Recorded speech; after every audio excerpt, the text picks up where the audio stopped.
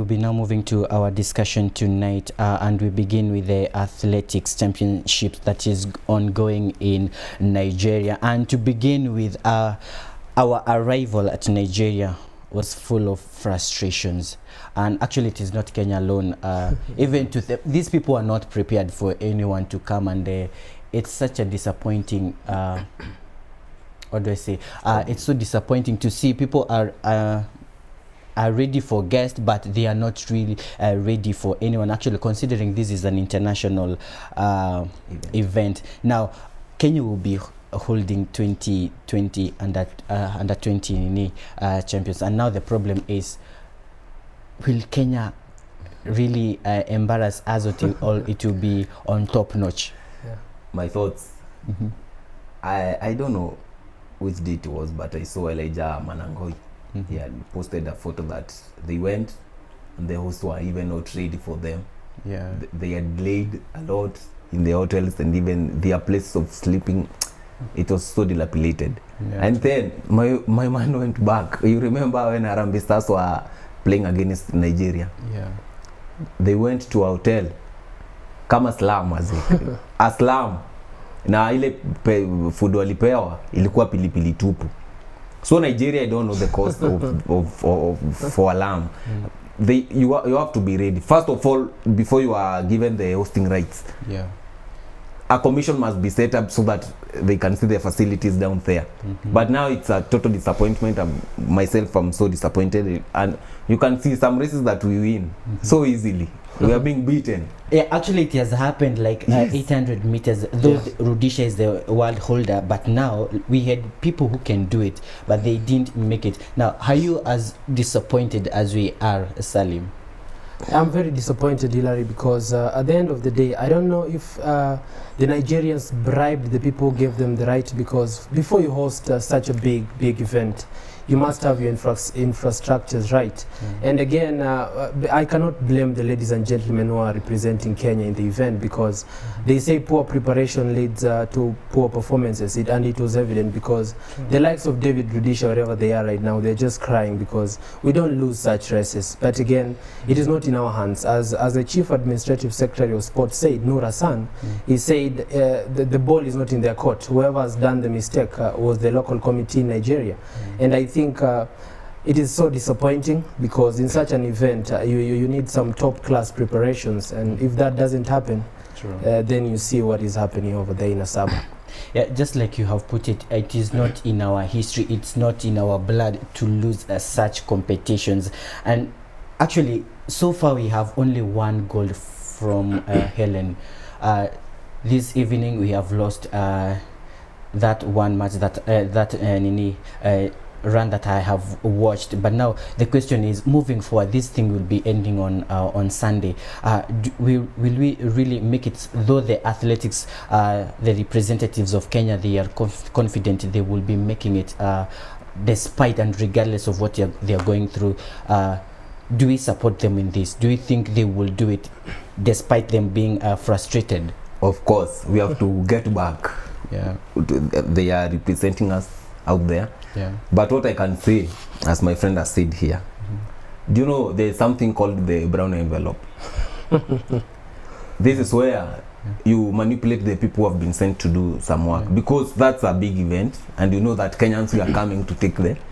So after your mindset, the mindset that they had while going there, we were to take the medals and come back with them. But now the preparations, if you're sleeping in a place where there are cockroaches and you are a world-class athlete, so I can say let's get back to the drawing board.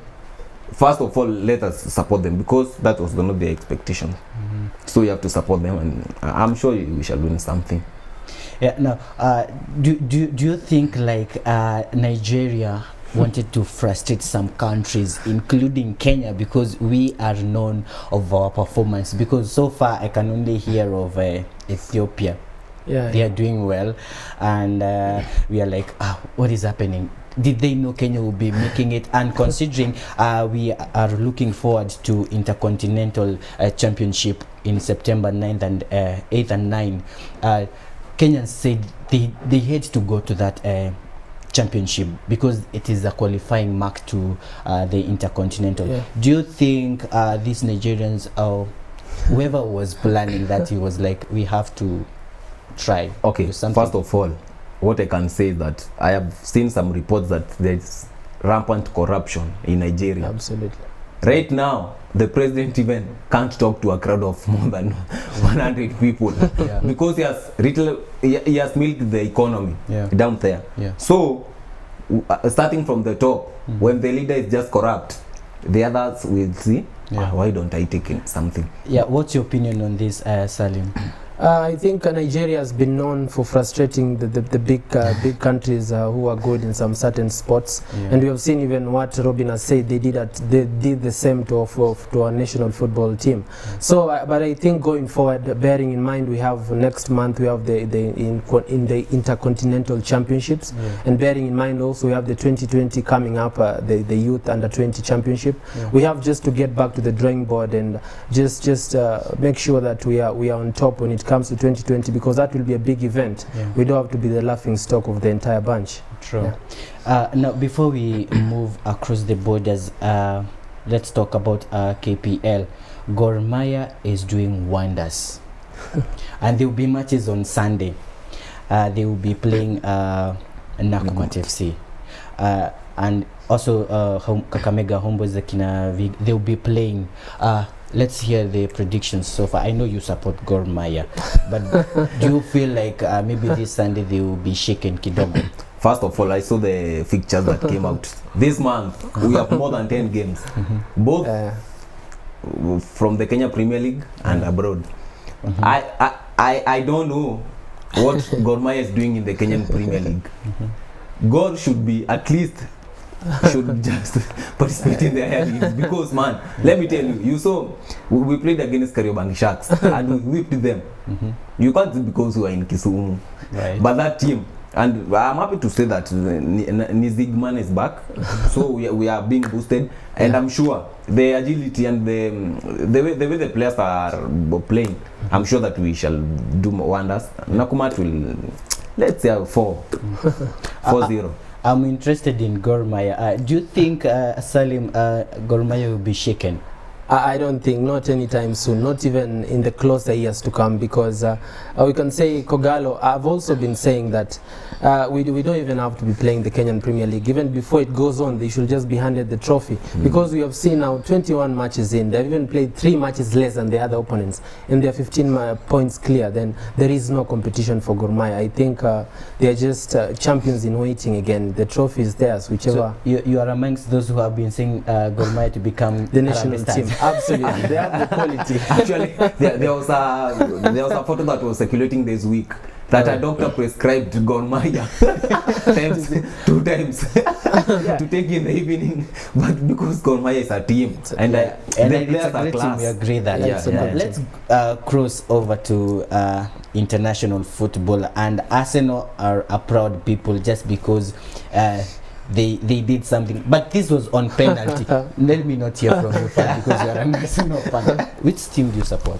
I'm a Man City fan. All right, you'll be meeting with them, having punished Chelsea. So, how do you think this match was? I think for me, as much as in my own opinion, maybe Robinson shouldn't punch me. I think Arsenal is a very boggy team. I think whichever team they win against, I think they don't have the quality to come into the Kenyan in the English Premier League next season in a few days time and challenge for anything, because I think they say they're all back and no bite, as they say in English. So I don't think Arsenal have anything to offer or bring on the table. Because I think the Man Cities and the Chelseas of this world are, at the moment, and Liverpool are well prepared, more than Arsenal. Yeah. Yeah, you see, Arsenal, just this one win, they're making noise all over. Okay. Do you think? Let me just say that Arsenal is a world-class team. Look at us. Okay. You are supporting Man City. You have our players there. Okay. We have nurtured them. And then, okay, Arsenal, mi hata kama watu usema, Arsenal mi utreat kama academy. We do, yani bila mambo mingi, sisi utrain. So, alafu unaona the cup we have just won.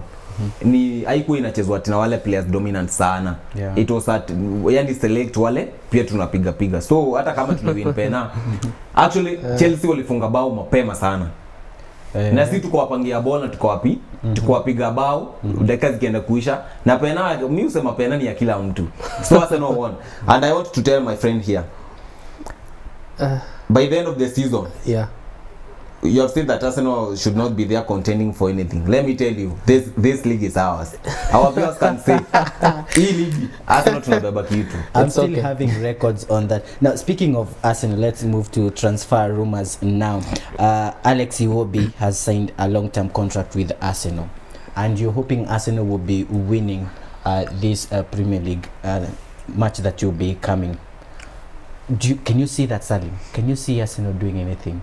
I think with the quality Arsenal have, I think they can challenge at some point, but the depth in the other squads will become too strong for them. But I think Arsenal on paper and when they play, when they are on their day, Arsenal is a very good team. And I'm happy for Ozil because he has played so well in the International Champions Cup, and he has silenced his critics who are saying that he's done and dusted at the moment as far as football is concerned. But what he did overseas in Asia was quite incredible, and he has made a name against for himself as the best number 10 we have always known. So I think Arsenal with a few players they have in the team, they can be a handful for the likes of Man City and Chelsea in the coming season. Robin, do you feel Alex Iwobi will be putting more effort or bringing change in Arsenal? Yes, of course. The guy is young, and we have seen. He's just 22 actually. Yes, just 22 years. Yeah. So committing his future means that they are seeing something at Arsenal. So this thing of writing off Arsenal so early, man, let me tell you, I've been supporting Arsenal from when I was born about 30 years ago. This is your season. This is our season, and you've always been saying that. If we don't win it this season, we have next season. No. So we can challenge it. Seasons have been coming and going, and still you win. Wacha nikwambie, mimi nimekuwa na Arsenal. Hiyo yote tunapigagwa, mimi nakuwa kwa ndani. Na the love I have for Arsenal. First thing, kwanza mimi kitu napendea Arsenal ni player development. Angalia 22 years, man. 22 years. Hata kama sasa unaona kuna rumors ya Ramsey kidogo tunamsukuma kidogo na Dembele ameonekana mtaani. People are saying that it won't actualize. Tucheze chini. History has to chini. Manchester United have been offered a chance to sign Bayern Munich defender Jerome Boateng. Do you think jamaa atakuja kufanya mambo kwa Man U? Yeah. Jerome Boateng for me has always been a top-class defender, and I think with the way Jose Mourinho plays, he's a perfect fit for their system. He's strong, he's quick, he's good on the ball. So I think when it comes to Manchester United, I think the like of Phil Jones will be comfortable warming the bench maybe for the rest of the season. Yeah. Najua upendi Man U. Unafeel aje jamaa atakutusaidia? Wacha niseme hivi. Ukiangalia miaka ya Phil Jones na miaka ya Boateng ni same. Yezi kwa same. Boateng ni mzee. Let me tell you something. Okay. Okay, kwa mind yako tu unaweza ona he has been pushed out of Bayern so that they can bring a younger person. And then they have looked for a place where they can, I don't want to say to dump, where they can take Boateng. Boateng, his form at Bayern has been deteriorating. So they have found a replacement for him and then brought him to Man U. And it's a very bad thing because Phil Jones has been struggling with some injuries and now he's fit. And now I'm sure that he will be benched and then because we don't have time, tutaguzia tu juju. Gabriel Jesus amesign contract na nani tena aendelee for another 5 years. Jamaa atakaa huku sana. Sina find a team ingine ama ni aje? No, I don't think so because at his age and with the like of the way Pep Guardiola likes his way of play, I think he has made the right decision, and I think he's a good addition for the team. Bearing in mind also Sergio Kun Aguero is aging up, he will be a perfect replacement for more years to come, and I think him extending the contract for 5 years, he wasn't lied to by his own manager. It was a good decision. Kwanza Aguero hakuperform vizuri World Cup. Yes. What do you think? Aguero unajua kitu inamkulaga ni ile tu kuwa overconfident. Yaani mkimtegemea mnamweka kitu kwa shoulders. Messi alikuwa ametegemewa hivyo na wako the same team. So ulikuwa unaona hawa wawili wata click. lakini at the end of the day pia mwili unajua inakuja iki slow down kidogo. Hapo kwa Gabriel, the guy stay. Tunaona garan zake ni msiana mbio. Wacha tu jamaa accrete tu pale. Mapasses na jamaa tu wawili. Juu hata unajua ukisign contract mimi nasemaga unaangaliaga future yako. Kwa sababu sasa ukisema wacha ni toke Man City na pale unajua Waarabu wana pesa. Useme utoke ati place ati unacheza ball alafu uende mahali kwingine ukae bench pia ukule pesa si poa. So agent anakuwa ameangalia poa, fanya hivi wewe nipigie miaka 5 and then ukifikisha miaka 5 uende timu nyingine uretire tu vizuri. Now talks zenye zinaendelea Chelsea na Real Madrid. Real wanataka Thibaut Courtois. Itakuwaje after umsi ameenda na venye alisaidia ni Belgium yeah.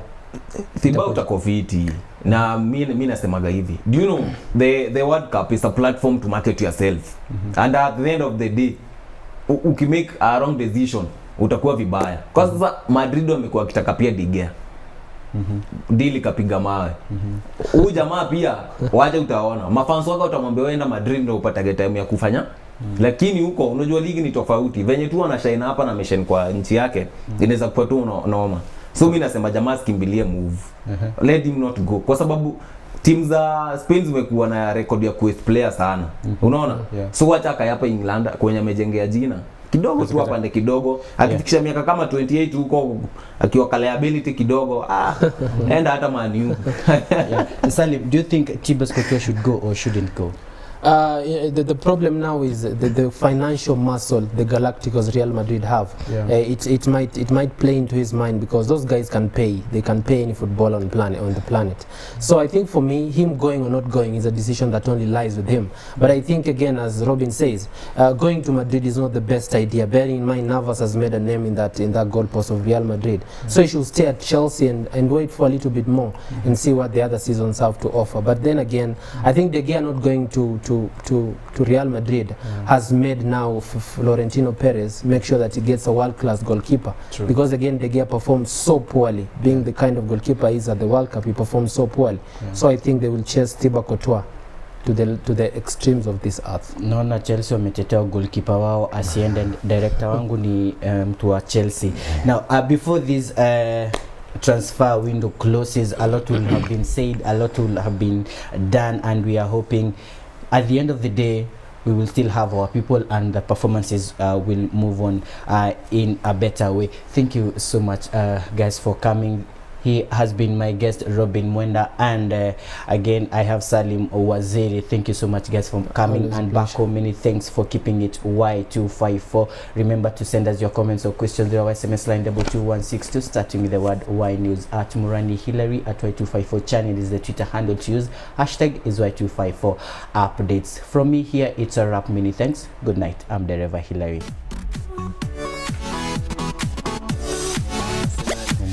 This